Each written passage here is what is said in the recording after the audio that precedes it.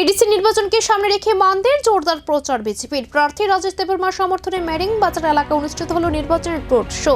16 মান্দাই নগর পুলিনপুর কেন্দ্রে বিজেপি প্রার্থী রাজেশ দেববর্মা এই রোড শোর মাধ্যমে জনসমর্থন আদায়ের চেষ্টা করেন। তিনি এডিসি দখল ও দুর্নীতিমুক্ত উন্নত পরিষদ গঠনের প্রতিশ্রুতি দেন। রোড শো ঘিরে এলাকায় ব্যাপক সাড়া পড়ে এবং কর্মী সমর্থকদের উপস্থিতি লক্ষ্য করা যায়। অন্যদিকে সিনাইকামি বাজার এলাকায় তীব্র মতা ছেড়ে 15 জন ভোটার বিজেপিতে যোগদান করেন।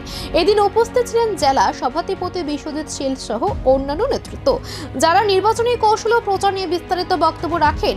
এডিসি নির্বাচন ঘিরে বাড়ছে রাজনৈতিক তৎপরতা ও দলবদল।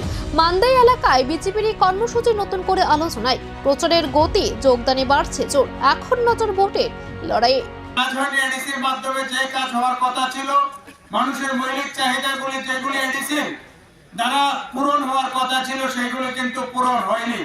সেগুলি ব্লকের মাধ্যমে এবং আমাদের রাজ্য সরকারের যে প্রকল্পগুলি আছে সেগুলি বাস্তবায়িত হয়েছে।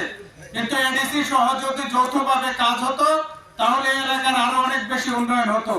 তো আগামীবার যখন এডিসি হবে, আমার বিশ্বাস আপনাদের আশীর্বাদে আমাদের রাজেশ দেববর্মা জিতবে সেখানে, এবং এডিসিও আমাদের বিজেপি পরিচালিত হবে। কারণ তখন আপনাদের অনেক সুবিধা হবে।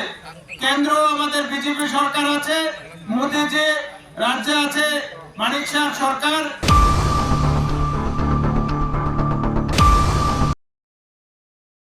Hasteni joto lukurogno wilau khulumaya pharu sini titi edisi no prai 4 bosorong wi lukurog